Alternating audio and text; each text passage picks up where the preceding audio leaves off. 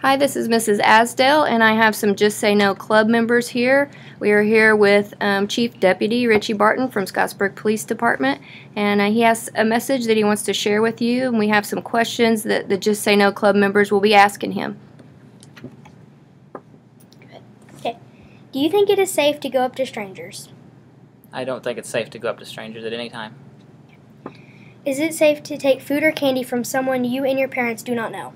No, don't ever take candy from strangers or anyone like that. Okay. When is it okay to give your address or phone number to a stranger? Unless they're in uniform like me, it's not safe. Okay. Should you ever swim alone? No, you should never swim alone. You should always swim in partners. When is it important to wear a life jacket? You should always wear a life jacket when you're inside of a boat, on a lake, or anywhere.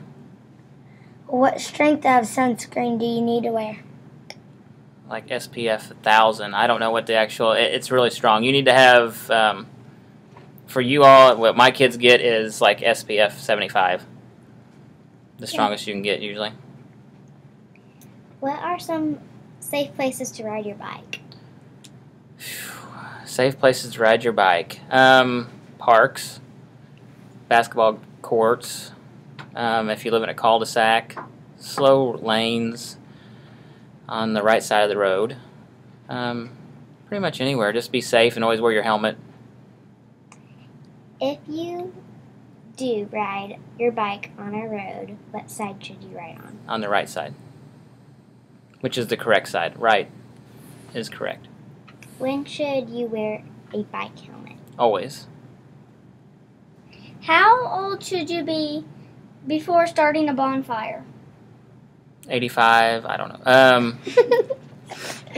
Your parents should always start a bonfire for you. You should never... How about when you graduate college and you can start a bonfire? How about that? Do you need an adult supervision for fireworks? Yes, fireworks are very dangerous, and any time that you're with a lighter or a fire source, you should not play with fireworks. How old should you be before you mow the grass with a lawnmower? Depends if you want free child labor. I would say when you're in high school, and you always should always wear shoes. Do not ever mow with flip-flops or bad footwear.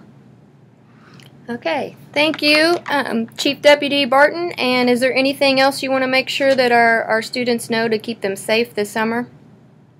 Off the top of my head, I can't think of anything. Okay. Thank you. Thank you very much. We are here with Just Say No Club members from SCS. We want to introduce Mrs. Barrett. She will talk about online safety. Mrs. Barrett, what is safe to post online? Well, pretty much everything online's permanent. So the only thing that's safe to post online would be things that you would hand to a perfect stranger. So you want to keep everything private. Who is it safe to be friends with online? It's safe to be friends with your parents or your close friends at school, but it's not safe to be friends with anybody online that you're not friends with in real life. How old should you be to participate in social media? Well, in social media, it's required by law that you're 13 or older. Parents can give permission at that point, but I would suggest you even be older than 13. Once you post a picture online, can you take it back? Nope, it can never be taken back. Anything you ever post online is out there and permanent for the rest of the world to see forever. What should you do if you search something and an inappropriate picture pops up? If an inappropriate picture pops up, which sometimes that might happen, you need to notify your parents immediately or your teacher so that it can be taken care of. Is there a safe way to search the internet? There is. There are programs like KidRex that help it be safe for you to be able to filter through the things that you look for. Is there anything else you want our members to talk about? Yes, I would really like to let everybody know that there are some bad people out there that pretend to be kids, and they'll pretend to be you, or like a 12-year-old or 13-year-old like you on the internet. So it's never good to give out personal information, never ever to give out your phone number or your address or your real name. When you use usernames, you want to make them very different from your real name to protect yourself, and never post anything online that you wouldn't give out at Walmart to strangers. So you make sure it's very private. Okay? Thank you. We are here with Just Say No Club members from BFES. We want to introduce Mrs. Christ. She will talk about health safety. How much medicine should you take at the same time?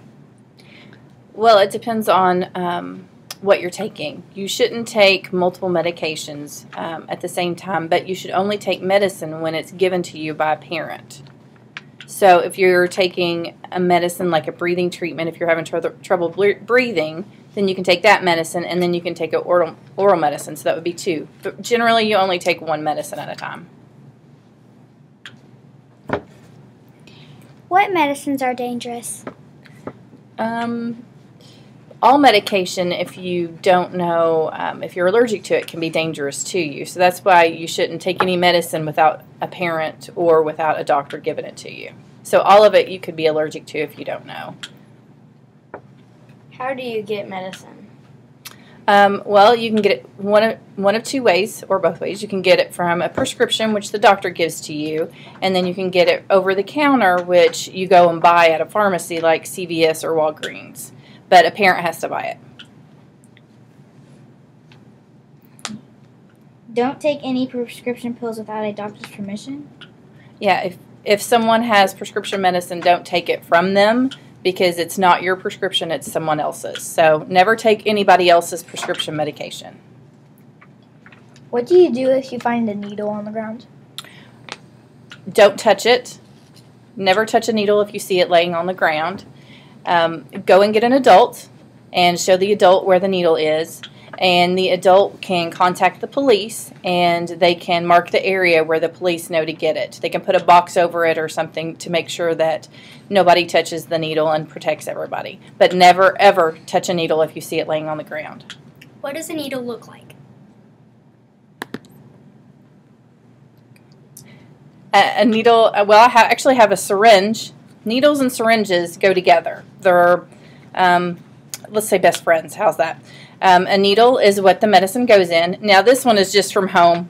I have a baby, so we give the medicine like this through the baby. But when you go to the doctor and you get a shot, it will have a needle on the end of the syringe. And everybody knows what a needle looks like, right? You get that stuck in your arm.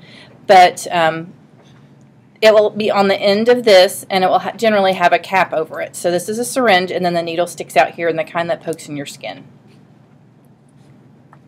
Mrs. Kreitz, is there anything else you want our students to know?